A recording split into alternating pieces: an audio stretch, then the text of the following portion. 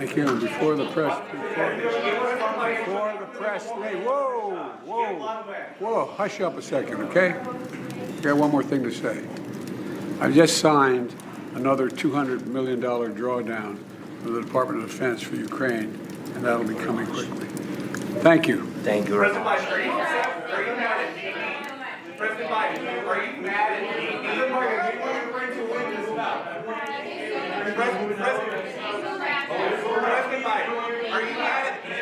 Look at that. Look at that arrogance. Look at it. Did you see that? Huh. Ain't got a question? Get lost. Get lost. You want to know how this money is being spent? You want to know about accountability? You want to know about my son's Hunter's ties to Ukraine and why we're writing all these checks and checks and checks? Look, Putin aggression, sure, let's stop it. But we deserve a little bit more information, don't you think? The arrogance, I don't know. How can you just let this happen? How can you write a check like that and not think that you're accountable? Are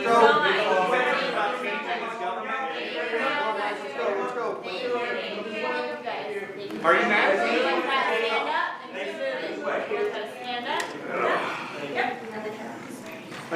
This would have been a perfect time to answer some questions, but it's a little bit too loosey-goosey. You gotta have it all meticulously arranged, a press conference where two people are authorized to ask the right question, the question that Joe Biden is expecting. You can't have it free-formed like that because, well, this is not a democracy. It doesn't feel like that lately.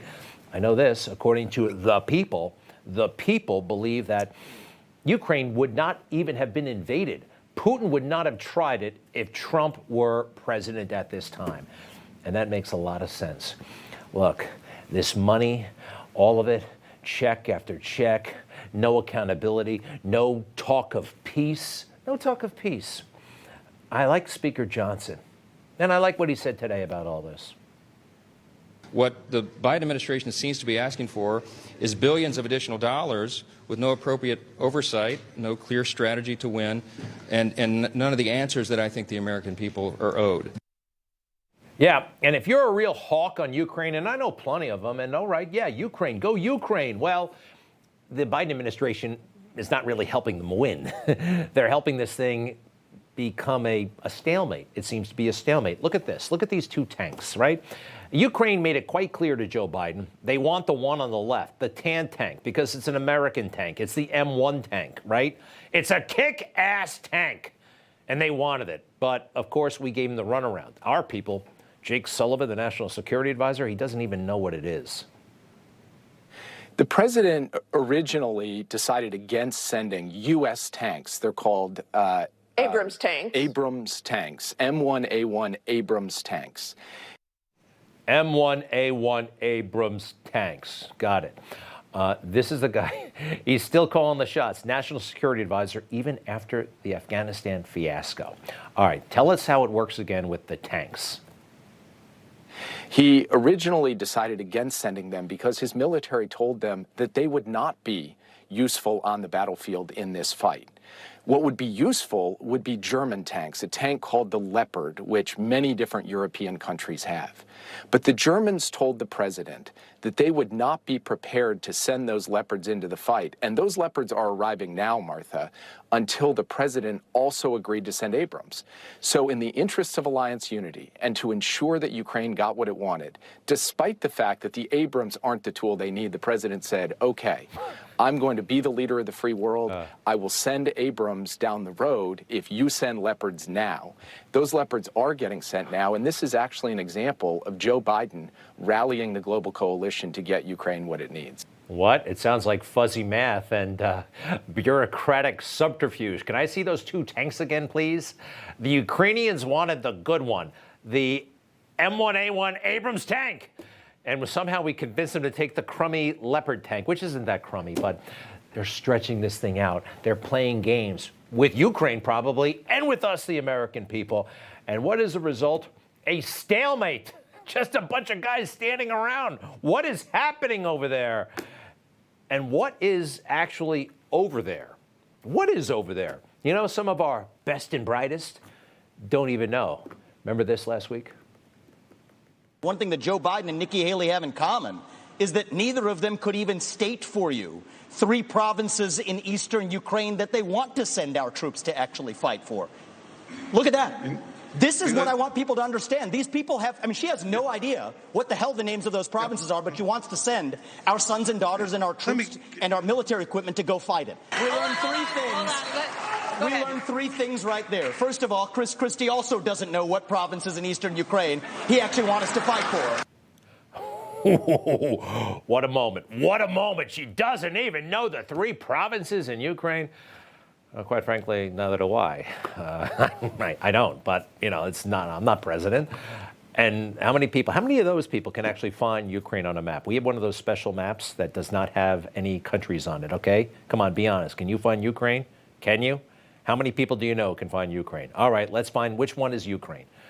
That's Ukraine, okay? You divide the country into provinces, and it's got a couple of dozen provinces, all special. What are the names of those provinces, right? And what about the ones on the eastern portion of the country? These are the ones that are really, really important, that are up for grabs, kinda, and our leaders don't know anything about them. A lot of the people who wear the Ukraine flags, oh, by the way, walking around and rooting, they don't know either. Look, Putin, the aggression is not good.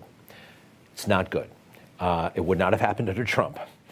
The problem here is Putin, he's got very strong ties to Iran. And if he does well in Ukraine, that means Iran will be even more on the rise. So we have a problem. I just don't know about these 2 leaders. I don't know about Joe Biden, and I don't know about Zelenskyy. You know, Zelenskyy, he canceled elections over there in Ukraine. It's all about democracy in Ukraine, but he canceled the elections? Come on, he can do better than that.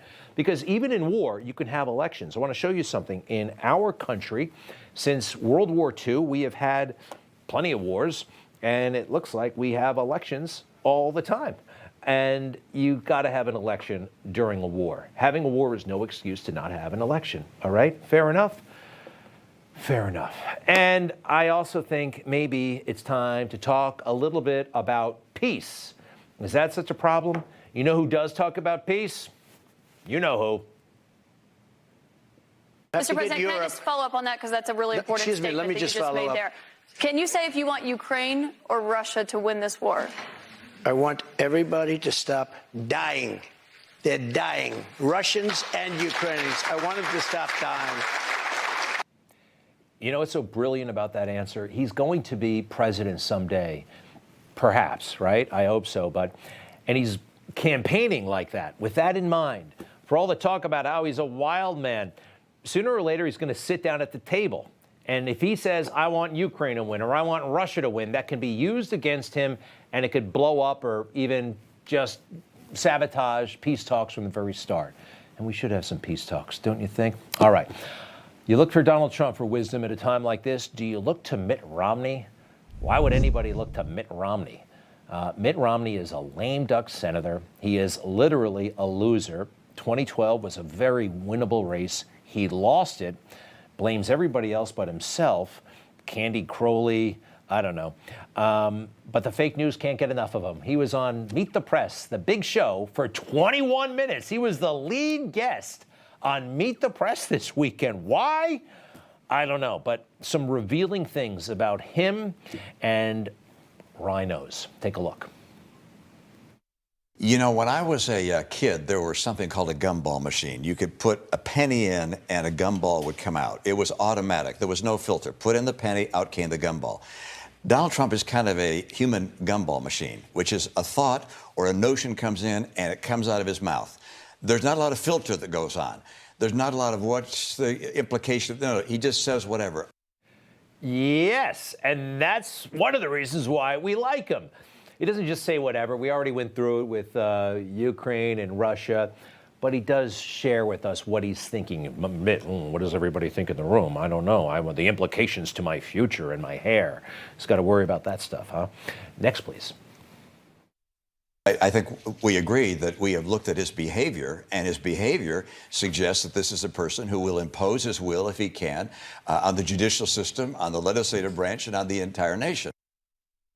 You know, the way he says it, it sounds so terrible, but isn't that really why somebody kind of gets into politics? You know, if you really want to make a contribution, it can be read a couple of ways. I'm going to read it generously. Like, yes, this is leadership. It's called leadership, and it's not dictatorship. There's no question he has authoritarian rulings and interests and notions which he will try and impose. That's dangerous for the country. Is this a dictator? Is this an authoritarian Donald Trump? People forget, or maybe they just weren't paying enough attention to this man followed the rules. He actually did. Granted, he was a very unique player, and also, you know, the conventions he sometimes blew off in a good way. But he knows about law, and he knows about the rules. Does this sound like a dictator? And I'll sign the final papers as soon as I get into the Oval Office, and we will have a national emergency, and we will then be sued, and they will sue us in the Ninth Circuit, even though it shouldn't be there, and we will possibly get a bad ruling, and then we'll get another bad ruling, and then we'll end up in the Supreme Court, and hopefully we'll get a fair shake, and we'll win in the Supreme Court, just like the ban. They sued us in the Ninth Circuit, and we lost, and then we lost in the appellate division, and then we went to the Supreme Court, and we won. Do you understand what I'm talking about? This is not the way a dictator speaks. He wants to win, but we might lose in that court, then we will appeal. This is not a monster. This is not an authoritarian. This is a guy who beat Hillary Clinton, and they will never, ever forgive him for that. All right, back to Mitt. Mitt, okay, we know you don't like President Trump. We know he's dangerous, but how dangerous? That literally is the next question. I want to drill down on you on just how dangerous, as you say, you perceive former President Trump to be. He's already said everything bad about Donald Trump you can say, but she wants to know just how much of a threat. You say a threat, but how much of a threat? The fake news, they are the worst. One more. I think if you can look at the last few months of his presidency, you'd suggest that that's the kind of thing you might see, that he would not have the generals around him as he did last time, people of judgment and experience offering advice, and in some cases restraining his impulses. The generals were weak and, quite frankly, incompetent, especially that General Kelly. He never should have been in that job. General Mattis was in way over his head. Who needs these guys? Donald Trump learned a very valuable lesson. The generals are the pits. They lost Iraq, they lost Afghanistan, and they were always lying to political leaders and to the American people. Who's he going to have? Who's Donald Trump going to have next time around if he gets in? Some awesome people. Rick Grinnell, Robert O'Brien, the National Security Advisor, Ben Carson, one of the finest men who ever lived in this country, and yeah, Tucker Carlson. That could happen, and I think he would bring a lot to the Trump administration if it happens. All right, actually, I got a couple more.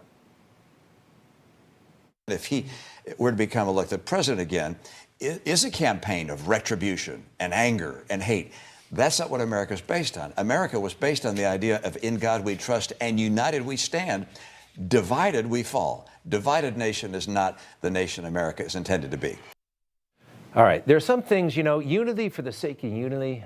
We're not going to unify and say, well, we can have a half-open border, or we can have drag queens show up and talk to our children in public schools. Some things we are not going to unify around, okay? Sorry. Admit, for a guy who values unity, why did you take to the streets during Black Lives Matter summer? There you are, the ultimate pandering fool. Really, what a... So, it's sad. It's sad. He wanted it so bad, but he really just is not cut out for public life. All right. And you know, all the catastrophes that the world is seeing, he played a pretty big role in it. Look, there was a big case to be made against Joe Biden in 2020, right? I mean, real corruption, real problems, and Mitt was making excuses for Joe Biden. Now he sees a problem.